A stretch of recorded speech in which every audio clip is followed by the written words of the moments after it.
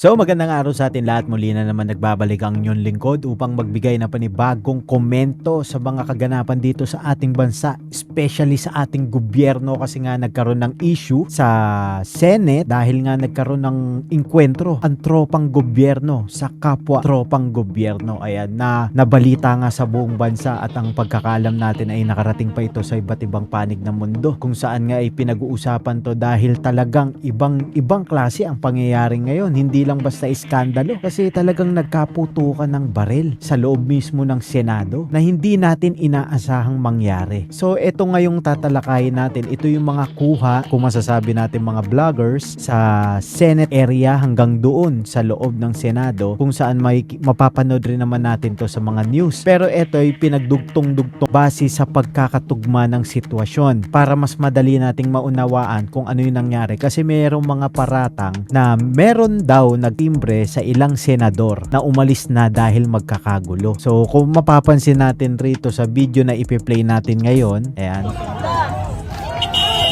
galit na galit ang mga tao. Ayan.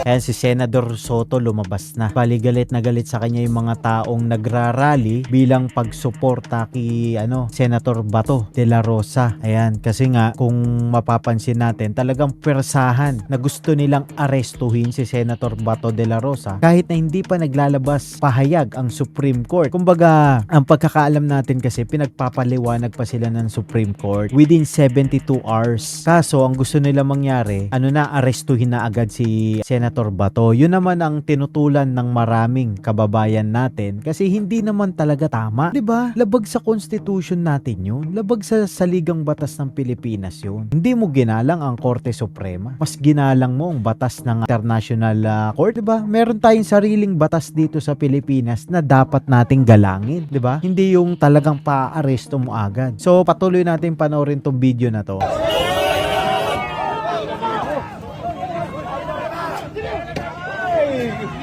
Binato no? Binato na ng taong bayan sa sobrang inis eh.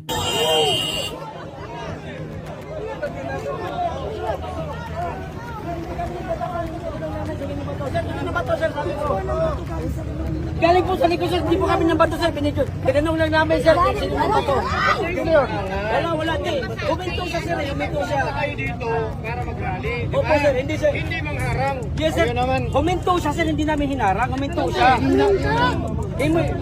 Aminura niya yung ibang tao. Sabi ko, sino ng bato, sir? Sabi ko, sino ng bato?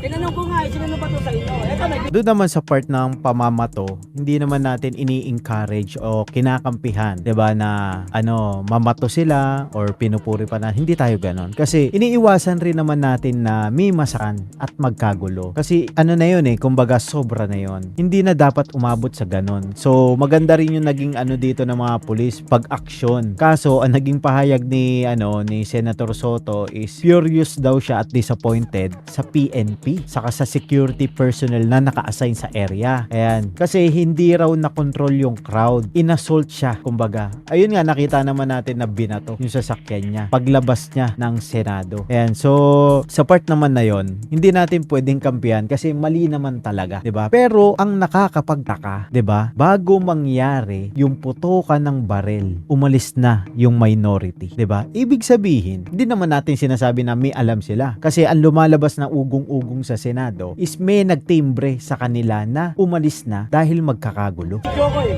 May video ko eh. May prueba ako. Wala, hindi kami ng gulo. May prueba kami. May prueba kami, sir. Hindi kami ng gulo, sir. Hindi kami ng gulo. Ayan may mga flashlight pa Eto kasi hindi mo maitatanggi na hindi yan NBI, 'di ba? Ayan kitang-kita Although malabo yung video, pero may mga witness May mga nakakita talagang merong nakabest ng NBI. Na sinasabi nila na hindi raw yan part ng bureau or ahente, hindi raw yan ahente. Naka-uniform NBI pa Hindi lang masyado clear na.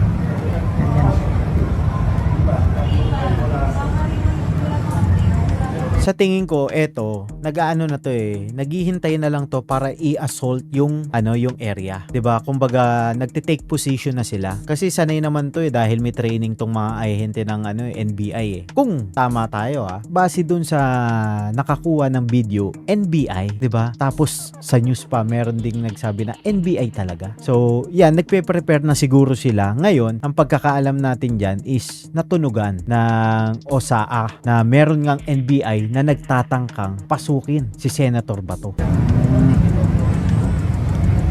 Ang problema lang dito sa part ng NBI is dapat hinintay nyo yung order ng Supreme Court. Kasi 'di ba sumangguni si Senator Bato sa Supreme Court kasi sabi nga sabi sa batas, kailangan niyang yung lahat ng paraan na pwede niyang gawin niya nang naaayon sa batas, 'di ba? Bakit hindi nyo pagbigyan? Bakit nagmamadali kayo, 'di ba? Bakit gustong-gusto nyong maaresto si Senator Bato de la Rosa para mapalitan agad ang Senate President, 'di ba? Yun lang naman ang motibo niyan kung bakit gustong-gusto nyong arestuhin si Senator Bato para maibalik sa pagka-Senate President si Tito Sotto para matuloy ang impeachment walang humadlang, 'di ba? Yun lang naman yun yun ang purpose niyan, 'di ba? Para maparalisa ang mga tauhan o mga kumbaga kakampi ni BP Sara, 'di ba?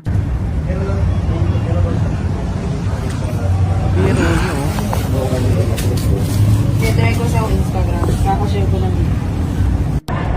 Yan NBI Sana iwan yung light niya. Para kasing ang lumalabas dito sa bureau na to, NBI, above the law sila, 'di ba? May utos na Supreme Court hintayin nyo muna, 'di ba? Na mapagdesisyonan ng kataas-taasang hukuman ng Pilipinas. Biro mo Supreme Court na 'yon. Supreme Court, hindi sila sumunod. Yun. Parang dalawa atang armado. May mga radyo pa.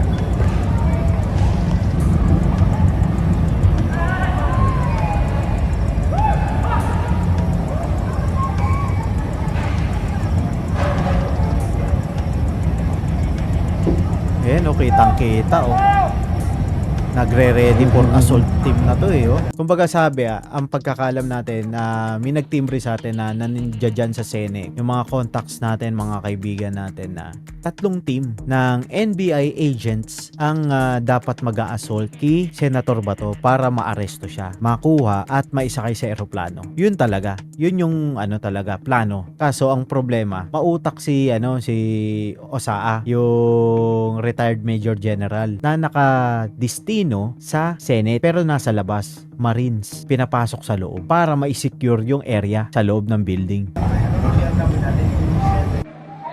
Ito yun sinasabi namin sa inyo. Ayan.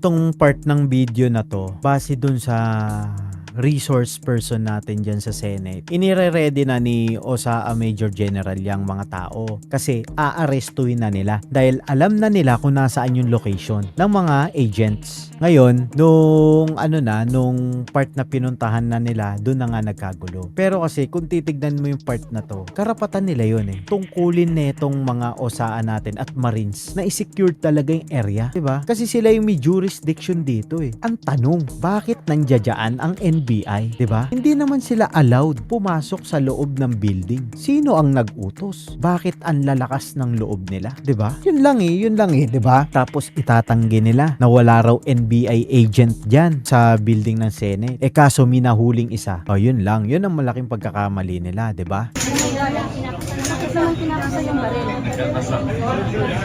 Nakasa nila yung barel. Okay. Sige. Alright, sige. Sir! Very quick lang. Aaresto na po ba si Senator Bato?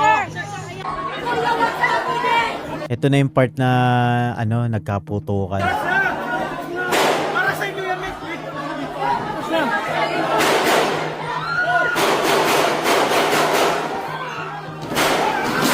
Ito para sa akin Kaya pumasok yung mga agent yan, do or die yan. Kasi ready sila Full battle gear Talagang kung sino ang makialam, papatayin nila 'di ba? Ang nangyari pala rito sa part na to, base rin dun sa resource person natin. Ngayon, yung Marines, sinabihan yung agent na hintayin nyo yung Supreme Court. Wala pang desisyon ng Supreme Court. Hintayin nyo yung desisyon. Saka nyo arestuin si Senator Bato. Kaso, itong NBI nagpumilit, nagbigay tuloy ng warning shot. Doon na nag-umpisa yung putukan, 'di ba? Bakit mo hindi susundin ng Supreme Court? Yun yung malaking tanong 'di ba? Above ba kayo sa law? Mas mataas ba kayo sa batas ng Pilipinas? 'Di ba? Na kahit anong mangyari, kailangan maaresto nyo si Senator Bato? Ganun ba ka-importante si Senator Bato? 'Di ba? Bakit hindi nyo mahintay yung desisyon ng Supreme Court? Hindi nyo nire-respeto, 'di ba? Yun lang yun Yun yung malaking tanong. Anong meron, 'di ba? Do or die yan yung pinasok nyo diyan. Alam nyo na magkakaputukan. Ready kayo. Ready kayo para lumaban. Kaso ang tanong diyan ang motibo nyo lang ba ay arestuhin si Senator Bato o patayin yung ibang senator, 'di ba? Kasi biro mo kung pagtutugmain mo yung sitwasyon, bakit yung ilang senator sinabihan na umalis kayo diyan, may mangyayaring gulo. Tapos yung nasa majority block walang timbre. So ibig sabihin, pwede silang madamay anytime. Pag nangialam sila, putukan, patay. Parang ganun ang lalabas, 'di ba? Talagang ready kayong pumatay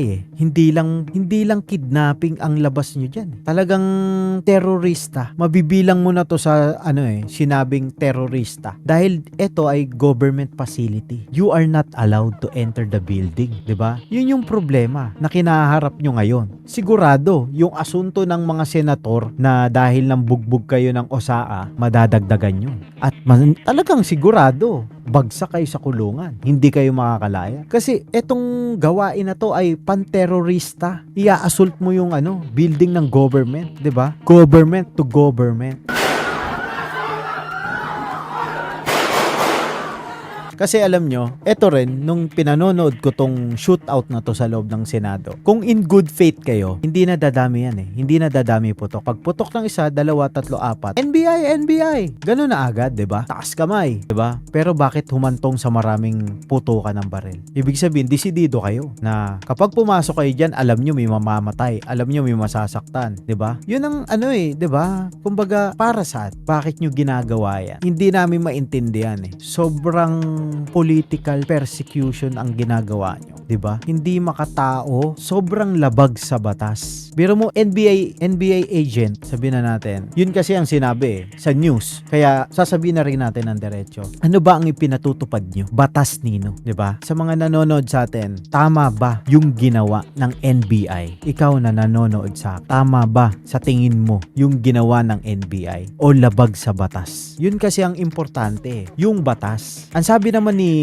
Senator Bato, kung ano man ang maging desisyon, Korte Suprema, tatanggapin niya kampiyan man siya o hindi. Yun ang desisyon ng Korte Suprema Yun ang desisyon ng Saligang Batas ng Pilipinas. Kailangan mo respetuhin, 'di ba? Bilang isang senador. Tanggap naman niya yun Kaso ang problema, talagang gusto nyong brasuhin lahat. Parang walang nakatataas maliban sa inyo.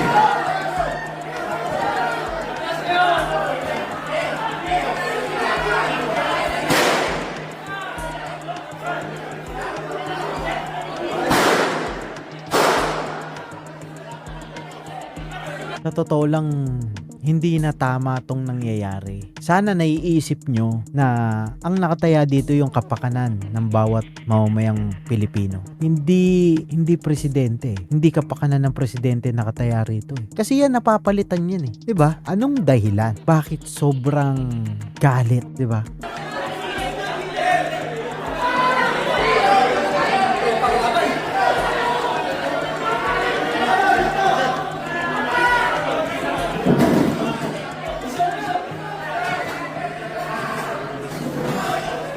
Ang sasabit dito sa tingin ko para sa akin, ito opinion ko lang. Ang sasabit dito sa tingin ko yung mga natimbrihan na magkakagulo. Yun ang sasabit talaga rito. Kasi biro mo, bago mangyari yung gulo, nakabatche na sila eh. Ang problema nilang malaki ngayon is sumingaw yung information na tinimbre sa kanila. 'Di ba? Yun ang malaking problema nila kasi kumbaga ang lumalabas kasabwat sila eh. Hindi nila pwedeng itanggi, 'di ba? After nila umalis saka nagkagulo. Biro mo yung time na yan, hinihintay nila yung impeachment papers na ibibigay ng Congress. Kaya hindi sila umuwi kasi may session pa. Bakit umuwi yung 4 na senador, 'di ba? Tapos hindi nila ipinaalam sa ibang senador. Kung hindi pa kumanta yung iba nilang tauhan, hindi malalaman ng mga senador sa majority block. 'Di ba? Ibig sabihin, kung hindi nalaman, magkakabulagaan. Ando dun senator Bato sa session, ando dun yung ibang senador din, ando dun ng majority block. Pag nagkabulagaan, sige, sino lalaban? Syempre may lalaban dun.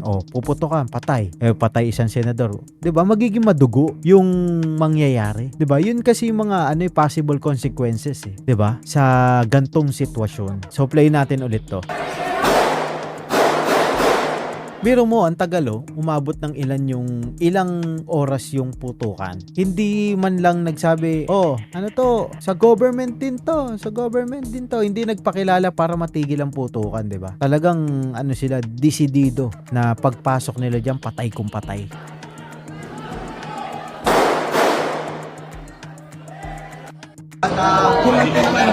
Ito ay isang ambush interview. Sa tingin ko, hindi nyo siya masyado maririnig, pero kalaunan, maririnig mo siya dahil ilalapit yung mic eh. Medyo mahina lang kasi yung sounds na nakuha natin. Dahil nga ambush interview nagkakagulo eh. Sir, what happened, sir? Bakit nagkaputukan? Sir, ba't nagkaputukan? Allege yung sabi niya, allege. Alleged NBI agent. Na nakapasok? Yes, galing sila sa kabila. Sa bintana. NBI yun, sir, NBI? Perceived NBI. Pero sila daw yata una nagpapasok. Yes. What happened to them? What happened to them? To the NBI? So may sugatan, sir? Hindi pa ma-verify kung may nagtamaan o wala. Kasi pag ang advice ng sinasabi nila kanina, nung patras sila, nung nakita nila. Cheryl, ongoing si Secretary Dong Mendoza. Let's hear him. Sandali. Sir, let's hear him. Okay, again sir, sino yung naging kaputukan ng ating mga operatiba? Well, nakita kasi perceived pa lang wala namang confirmation yet. Perceived NBI agents. Okay. Saan nang galing yung NBI agents? So, totoo yung kuha ng video, 'di ba? Na merong NBI agent doon sa likod ng building. Kasi ang dinaanan nila yung doon sa may GSIS. Dahil etong building ng Senate, former building ng GSIS. Ayan, so doon sila doon napatotohanan na totoo yung video na nauna natin pinakita. Sir, saan? Nagtangka silang pumasok mula sa likod. Pumasok galing sa kabila. Pero mo, 'di ba? Pinagbawalan na kayong pumasok sa loob ng Senado, tas talagang papasukin nyo, 'di ba? Kanina ba yung kausap kayo? NBI na ba yung kausap niya sa kapilang media kanina? Nagtatanong. Ito ba yung nagde-drill? Nag-retreat nila. Nagde-drill sila. Nauna silang magpaputok, sir. Kita mo nauna pa magpaputok. Talagang willing sila. Ano man mangyari, lalaban, 'di ba? Kaso ang nangyari yata is na overpowered sila ng OSAA pati ng Marines dahil naka-take advantage position yung Marines at OSAA. Dahil nga nasa loob sila ng building, walang cover. Ngayon, pagpapasok ka sa bintana or anumang daanan na galing sa labas, pagpasok mo, wala kang cover. So, etong OSAA natin may cover, kaya umatras. Siguro, ganun ang nangyari. So, Okay. Do we know kung merong sugatan? Do we know kung may Hindi pa namin sugatan? maalaman kung ano kasi nagagawa pa. Sir, alam po na SP yung nangyayari. Alam ni SP. Sir, umatras sa SP, sir. Na-report namin. Umatras sila, sir. Yes, pa-retreat, nagpaputok. Yun ang ginawa. Wala na po sila sa building, sir. Is that safe to say? Yes, hopefully. Pero secured naman yung area, kaya nakalak ongoing. Sir, yung may nakarating sila sa building Teka. talaga. Ilang NBI agents ito, sir? Hindi namin ma-determine kung ilan talaga, no? Hindi namin kung ilang team sila na nag-attempt na pumasok dito. Nagagawa pa ng assessment sila sa But what we are sure is nakapasok sila ng Senate building. attempted, nakapasok. Paano, sir? Paano, sir? Paano? Yung dinidrill sa baba? Sir, may sinamaan ng Sir, baril. bintana sa bintana sila. Wala pa kami as of the moment. Wala pang assessment kung may natamaan o wala. Ang ano lang is nag-attempt silang pumasok dito sa atin sa Senate. Ina-assess pa po yung situation. Natin niya lang. Pero mo lalakas ng loob talaga, no? Papasukin talaga kahit na anong mangyari yung Senate building. 'Di ba? Ibig sabihin malakas ang nasa likod niyan. Hindi lang pangkaraniwang politiko nasa likod niyan. Talagang matibay ang loob eh. Kasi syempre kapag ikaw matibay nasa likod mo, maangas ka. Talagang laban kung laban, patay kung patay para ma-satisfy mo lang yung amo mo. 'Di ba? Ganun yan eh. Ganun na nangyayari diyan eh. Bakit sila nagtangka? Bakit sila nagtangka, sir? Bakit sila nagtangka? Well, nung nakita sila ng team natin, so na-alert sila.